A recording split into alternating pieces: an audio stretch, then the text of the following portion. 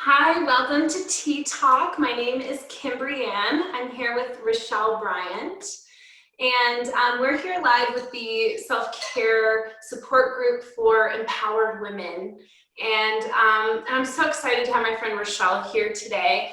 I met Rachelle a couple years ago locally in our community, and she was looking for an organ donor to save her life. And so watching her go through this whole process has been so inspiring to me. And I just hang on every word she says most of the time. So I'm thrilled to be here and get to hang out and chit chat and hear her heart and what she has to say about living life without excuses. So Rachelle, do you want to tell us some about your story? Yeah, absolutely. Well, first of all, you might want to know a little bit about me. I am a mom of two sets of twins, 12-year-olds and 7-year-olds. And this year we are homeschooling for many different reasons, but mostly because I was gifted my kidney 3 weeks ago today. So if I sound a little shaky, it's because I'm getting used to my meds right now. And really just run two businesses. I have been a tutor for over 15 years, which I love more than anything in this world in terms of like career-wise. So I developed that, and so I'm very busy with my students. And then I also educate people on the benefits of CBD. So I have a lot going on, and a lot of what I'm going to talk about is also like managing time and tying that into the piece of having no excuses. I'm going to take you a little bit on a journey of why I am who I am. And then I will wrap it up with a journey with my kidney, finding my kidney. So I grew up kind of in a household of people who made excuses. And so we either become what we grow up with or we become the total opposite. And I feel like that inspired me to not want to be that kind of person. So that's really the foundation of why I've lived, I'm 42 years old, why I've lived 42 years doing anything but making excuses. It was an example presented to me at an early age that I did not want to be, because I saw how damaging it could be, and how it hurts our relationships with others. It hurts our authentic selves. Definitely, it's more of a system of acceptable lies that we tell ourselves. And then it hinders our growth, and I really feel that it's that whole fixed mindset versus growth mindset, in terms of, can you grow if you're making excuses, or do you just kind of stay where you are, complacent or compliant with what we feel is the best thing for us? And so I lived life for many, many years, just continuing to encourage myself to continue to grow. And I've watched for many years my friends making excuses, family members making excuses. And it's just always been like a red flag for me. I think it's just one of those things that I took away early on, that it's just kind of and I've survived a lot in terms of just, how life has thrown challenges out at you. And when I was 16, I was diagnosed with what's called polycystic kidney disease. So I'm kind of lucky in the respect that it didn't just happen out of nowhere. I knew, and I was given the gift of many years of accepting it, researching it, figuring out what that meant for me. And the doctors were very knowledgeable in telling me that when I turned 40, get ready for a kidney transplant. And he was very spot on. So that also helped me process the disease, things that I had to accept, things that I couldn't make excuses about. I was able to make good decisions with my health. with my diet choices, with my exercise choices. I knew that I wanted to prolong it as long as possible, even though I knew that once I turned 40, it was probably going to hit pretty hard. And by doing so, by not making excuses, I went into the transplant on 0 meds, which is pretty unheard of in terms of like, especially with high blood pressure or even like antidepressant or anxiety meds, all of that. And so that's something that I'm very proud of, is that because of the decisions that I made early on in my life, it reflected within my body. So that when my kidneys did start to fail at a faster progression, my body wasn't in shock. So that was really nice. And let's see, last year, almost exactly, I was told to go to the transplant team, and I got, all of my tests done, and I was listed in October of last year. And one of the things is that I feel that not making excuses helps me accomplish things. I set high goals for myself.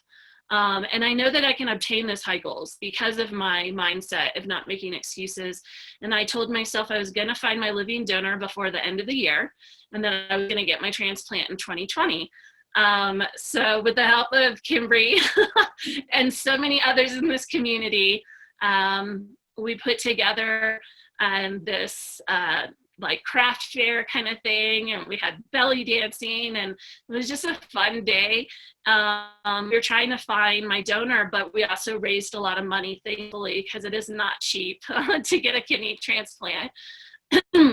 And we had that event at the beginning of December of last year, and unfortunately we didn't find anybody, but about 2-3 weeks later, somebody in a local Facebook group was just kind of reaching out to the community and said, do you need anything? Do you want anything? In the mind of, the Christmas spirit. Our community is amazing. We pull together and we help people.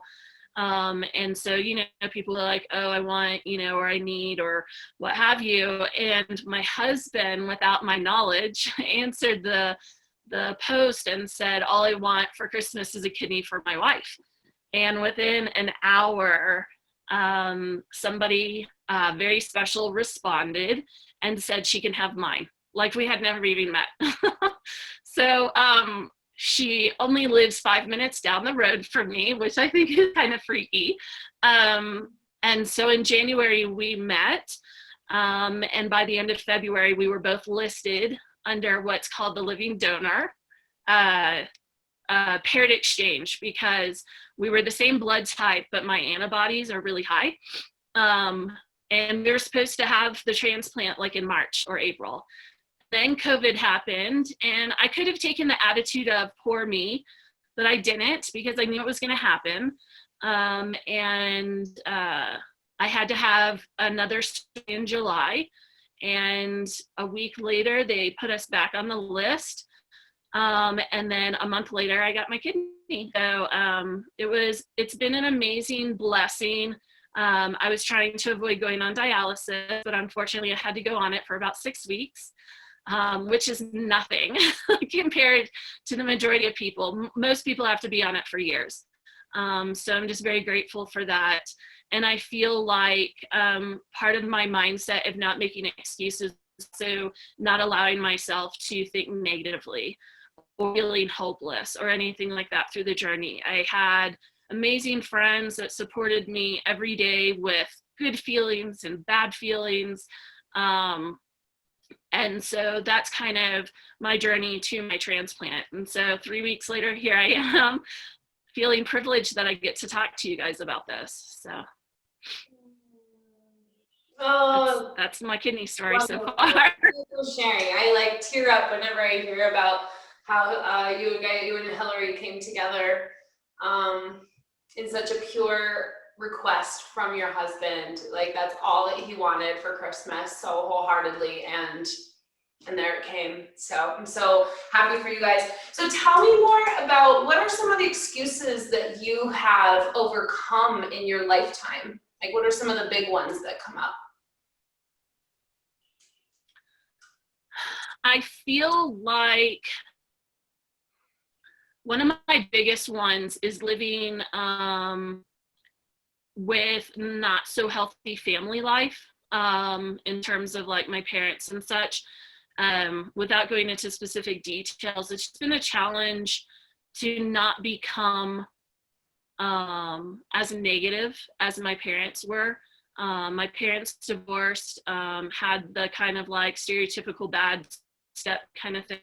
And so I just lived in a very like negative environment, and I always tried to find the positive in everything. And so going into adulthood, it really encouraged me to not sweat the small things. Somebody early on told me life is what happens when you're busy planning.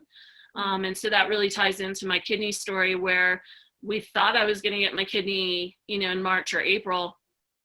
And instead of choosing a poor me attitude, or, oh my gosh, it's probably never going to happen now, I just kind of went with the flow. I tried to approach life as it's a journey, not a destination. And so that's why I try not to make excuses. Like if something's hard, especially like with my businesses, I choose to show up even when I'm having a rough day. And quite honestly, like this morning, I'm not having the best day, but I showed up here because if I'm capable, I can do it, but it's also about setting healthy boundaries. If you're not capable and you say, like last week we were supposed to do this, I was really sick last week, and so I set a healthy boundary. So really recognizing and understanding what excuses are versus setting healthy boundaries is really important. And I think that it's important for people to learn the difference. Setting boundaries is very important, and it can sound like an excuse to somebody, but it really isn't, because it's what's doing best for you. And so I think just overcoming just everything that life has thrown out at me, just realizing that you can have a bad day, but you don't have to have a bad life. Yeah, and so you mentioned that when COVID hit and you had like a date on the calendar, you're supposed to get your transplant, and then it, went away. I could definitely see how easy it would be to fall into that victim mindset, of excuses of like, woe is me, how, I'm never going to make it through this. Now, is that something that you feel like you faced one time early on and broke free of it? Or was that a mindset piece that you continued to battle with and then continue to decide to show up with a positive attitude? So I think because of my past, I always had not necessarily a victim mindset, but a victim history, I guess. Yeah. And so about 4 years ago, I made the decision to do extensive outpatient therapy. And I learned a lot of healthy coping mechanisms that I never knew I had permission to have. And that's really what it comes down to. I talk to a lot of people about this. You have a choice, but I think I never knew I had a choice because of everything that had happened to me in my lifetime. And so that was really my turning point, was about 4 years ago. I had already had a lot of great skill sets, but I didn't have healthy coping mechanisms. I always like blamed myself or thought that I just didn't have a very positive feeling about myself. And so they taught me some very healthy coping mechanisms, and it's kind of like changing your thinking. You don't know what you don't know. And I didn't know. And so that was very helpful. It was a 2-week program up here in Evergreen, Colorado, which is what led me here. Because then I went home and sold everything within 3 months and moved up here because I knew there was something really special about the energy and the community and everything in Evergreen. And I needed to abandon my old life. So I left everything and everyone in Texas, and we just started new, my family of 6. And that was very healthy, but it was setting a healthy boundary.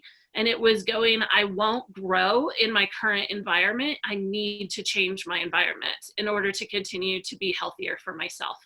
So, yeah, so that was, it's still new. 4 years is just right around the corner, right? And so I think taking that turnaround, I mean, it was an act of courage, first of all, just for me to say, this isn't working for me, and then being led up to that therapy. So it's been a very positive change for me. Yeah. Oh, wonderful. And then so I think, like, I'm sitting here, like, so fully recognizing that I make excuses, and that's something that I recognize, but maybe, like, haven't totally dived into in my life in an extreme way, like you have been called to do. And so what advice do you have for people like me and some of our listeners who, who continue to battle with excuses? I would think that first and foremost, take some time for yourself. Be in your space. Don't do it, I mean, like, really plan some personal time, whether that means you're going to go sit in a park or you're going to go to a hotel for a night. Really take that time to sit in yourself and in your space. And take a journal with you or a notepad and really be honest with yourself and take a personal inventory of what excuses do you make, and categorize them. Like, if you make excuses about why you're always late, or you make excuses why you don't get together with people, or you make excuses of why your health is crappy, or why you don't work out, or why you don't eat the right foods, or whatever, make that personal inventory and then put it into categories. And you'll realize that a lot of it is so that you can avoid discomfort. That's the bottom line about making excuses. It's to avoid discomfort. And realize, like, why are you avoiding the discomfort, and figuring out how you can become more authentic, because people are going to love you for you with mistakes and with everything about you. I know a lot of times, like, a lot of my friends who are late all the time, they just laugh about it, and that's all we can do. If you go, yep, I'm late, oh well, that kind of thing or whatever, and then you can see how you can start changing your behaviors. And you can figure out, like, where did that excuse come from? Was that something I grew up with? Was that something I learned? And then start unlearning those behaviors and figuring out, how they can, maybe you can even go, how can I be a better person if I don't use this excuse? But a lot of times we use the excuses also because we don't want people to see our authentic selves. And they're lies. They're lies to ourselves and they're lies to others. So it's just like you would just look at them in their face and lie to them. That's what you do when you make excuses. And so you have to gauge how authentic you want to be. And what would that bring you? Would that bring you healthier relationships with people? First and foremost, it'll definitely give you a healthier relationship with yourself. And I don't think that we give ourselves permission to be healthy with ourselves because we're so focused on helping others, or we're like busy with our kids or busy with our spouses or what have you. You can't be 100% until you start taking care of yourself. And I always go back to the oxygen mask on an airplane. They always tell you to put the oxygen mask on yourself first, and then your child or whoever being last. It's not because you don't care about them, it's because you can't help them until you have helped yourself. And there's something that happens to you in your 30s, I think, 30s and 40s. We know something's wrong, but we don't know what's wrong. And a lot of times we spend a lot of wasted energy just accepting that we're just going to continue to be how we are, and that we don't have enough time to fix ourselves. I mean, when I came up here, I had to leave my family for 2 weeks. I had, I think, 3-year-olds at the time.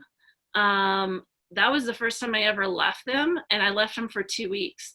But I have a very supportive husband, and I had a very supportive community, and they all helped watch my kids, and they just made it happen because they knew how important it was. And it was like the hardest 2 weeks of my life in terms of feeling that conflict of leaving my kids and leaving my husband and feeling like I'm too much and all of that. But what a great experience to learn the truth that I was worth it. 2 weeks out of my whole life totally transformed me, and I've been healthier ever since. So that's my advice. Do whatever it takes, whatever it takes. That's so encouraging. I love it. I couldn't agree with you more that on your analogy of the oxygen masks on the airplane, that really, I found that so true in my life, that you can't, you will, there's going to be a subpar level of being able to manage everyone else and everything in your life until you can really learn to tend to yourself in a nurturing way, and then everything else has a little bit more energy in it. So as far as like people staying in touch with you, like, do you have any offerings right now, or what are some ways that people can subscribe to you or stay in touch with you, Rachelle? I think if anybody's interested in walking my journey, you can always go to my Facebook page, and you can ask for the links to my, I have a Mental Health Matters group, where I just try to leave little trinkets of encouragement. And a lot of times we have conversation. But if you want to follow my kidney journey specifically, I also have a Facebook page for that. I'm very raw and real in that group. I feel like it's a very safe space for me to talk about the good, the bad, and the ugly, mostly the good. But my whole purpose for that page specifically is just to make people aware of organ donation, and through sharing my raw story, maybe help encourage people to want to become a donor themselves, because you can become a living donor. There's so many of us that are literally just waiting to have that life-saving surgery. But I will be quite honest that I did not expect the journey of the recovery to be so hard. It's been a really weird, challenging journey. So yeah, or just my Facebook page. I don't post as much in there as much anymore, but or just reach out, message me. If you trust me to share your story or what have you, I'm always available to be a listening ear and offer a little bit of advice of my own personal story. But yeah, I go into relationships with other people, not that I'm going to save you or help you. I'm just going to really be raw and authentic about myself, and hopefully that will encourage you. So. Yeah. Well, I know it has me. I love being part of your kidney group because of how vulnerable and raw it is, and you're able to be in that safe place. And I feel like I lived through the transplant with you, with all the lives and everything that was happening. It was really special and scary and exciting, and all of it. And so I'm so grateful for you, Rachelle. Thank you so much for being here. Thank you for having me. I appreciate you.